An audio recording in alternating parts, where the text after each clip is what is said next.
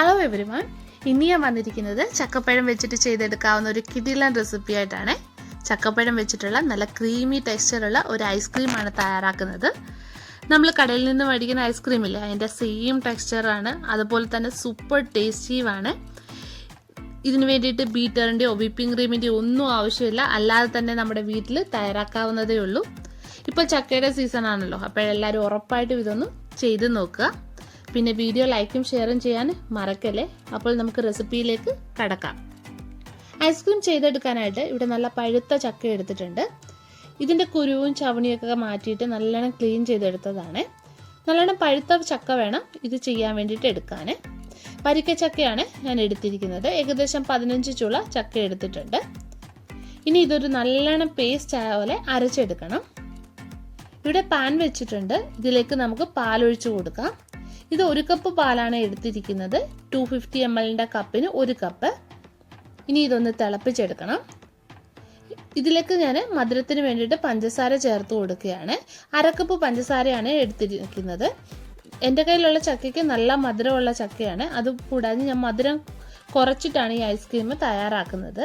നിങ്ങൾക്ക് നല്ല മധുരം വേണമെങ്കിൽ 3/4 കപ്പ് പഞ്ചസാര ചേർത്ത് കൊടുക്കാവേ. മധുരം നിങ്ങളുടെ ഇഷ്ടത്തിന് ചേർത്ത് കൊടുക്കുക. ഇനി ഇതൊന്ന് തിളച്ച് വരട്ടെ. ഇവിടെ ഒരു ബൗളിലേക്ക് ഞാൻ കസ്റ്റാർഡ് പൗഡർ ഇട്ട് കൊടുക്കുകയാണ് കേട്ടോ. 2 സ്പൂൺ നിറച്ച് കസ്റ്റാർഡ് പൗഡറാണ് ചേർക്കുന്നത്. ഇതിലേക്ക് മിൽക്ക് പൗഡറും കൂടി ചേർക്കുന്നുണ്ട്. ഇതുപോലെ ചെറിയൊരു പാക്കറ്റാണ് എടുത്തിരിക്കുന്നത്.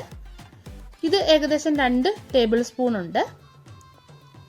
ഇനി ഇതിലേക്ക് 1/4 കപ്പ് പാൽ ഒഴിച്ചിട്ട് നമുക്ക് കലക്കിയെടുക്കാം. കട്ടകളില്ലാതെ കലക്കിയെടുക്കുക. ഈ തയ്യാറാക്കിയിരിക്കുന്ന കസ്റ്റാർഡ് മിക്സ് നമുക്ക് തിളച്ചുകൊണ്ടിരിക്കുന്ന ഈ പാലിലേക്ക് ഒഴിച്ചിട്ടൊന്ന് കുറുക്കിയെടുക്കാം. ഒരു 5 മിനിറ്റ് കുറുക്കിയെടുക്കുക. ഈ ടെക്സ്ചറായി വന്നിട്ടുണ്ട്, ഈ പരുവായി വന്നിട്ടുണ്ട്. ഇനി ഇതിൻ്റെ ഫ്ലെയിം നമുക്ക് ഓഫ് ചെയ്യാം. ഇനി ഇതൊന്ന് ചൂടാറി വരട്ടെ. അപ്പോൾ കസ്റ്റാർഡ് മിൽക്ക് ഇവിടെ ചൂടാറി വന്നിട്ടുണ്ട്. ഈ കൺസിസ്റ്റൻസിയിൽ ആയി വന്നിട്ടുണ്ട്. നിങ്ങൾ ഈ ഐസ്ക്രീം തയ്യാറാക്കി നോക്കണം കേട്ടോ. നല്ല ക്രീമി ആയിട്ടാണ് ഇരിക്കുന്നത്, നല്ല ടേസ്റ്റിയുമാണ്. ഇനി മിക്സി ജാറിലേക്ക് തയ്യാറാക്കി വെച്ചിരിക്കുന്ന കസ്റ്റാർഡ് നമുക്ക് ഒഴിച്ചു കൊടുക്കാം. പിന്നെ അരച്ചു വെച്ചിരിക്കുന്ന ചക്കപ്പഴം ഉണ്ടല്ലോ, അതും കൂടി ഇതിലേക്ക് ചേർക്കാം. ഇനി വേണ്ടത് ഫ്രഷ് ക്രീമാണ്.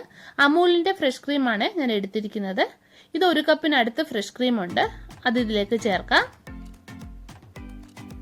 ഇതിനി നല്ലോണം ഒന്ന് അടിച്ചെടുക്കാം. ഇനി ഇതിലേക്ക് ഞാൻ ചേർക്കുന്നത് വാനില എസൻസ് ആണ്. അതും കൂടെ ചേർത്തിട്ട് അടിച്ചെടുക്കാം. ആദ്യം ചേർക്കാൻ മറന്നുപോയി, അപ്പോൾ വാനില എസൻസും കൂടെ ചേർത്തിട്ട് അടിച്ചെടുക്കാം. ഇനി ഇതൊരു പാത്രത്തിലേക്ക് നമുക്ക് ഒഴിച്ചു കൊടുക്കാം. ഇത് നോക്ക് കണ്ടോ, ഇതിപ്പോൾ നല്ല ക്രീമി ആയിട്ടുള്ള ടെക്സ്ചർ ആയിട്ടാണ് ഇരിക്കുന്നത്. നിങ്ങൾക്ക് വേണമെങ്കിൽ ഈ സമയത്ത് നട്ട്സും കൂടി ഇതിൽ ചേർത്ത് കൊടുക്കാവുന്നതാണ്. പിന്നെ 3-4 മണിക്കൂർ കഴിയുമ്പോൾ ഇതെടുത്തിട്ട് ഫ്രീസറിൽ നിന്ന് എടുത്തിട്ട് മിക്സിയിൽ ഇട്ടിട്ട് ഒന്നുകൂടെ ഒന്ന് അടിച്ച് എടുത്ത് വെക്കാവുന്നതാണ്. അപ്പോൾ ഒന്നുകൂടെ ഈ ഐസ്ക്രീം നല്ല ക്രീമി ആയിട്ട് വരുവേ. ഞാൻ അങ്ങനെ ചെയ്തിട്ടില്ല കേട്ടോ.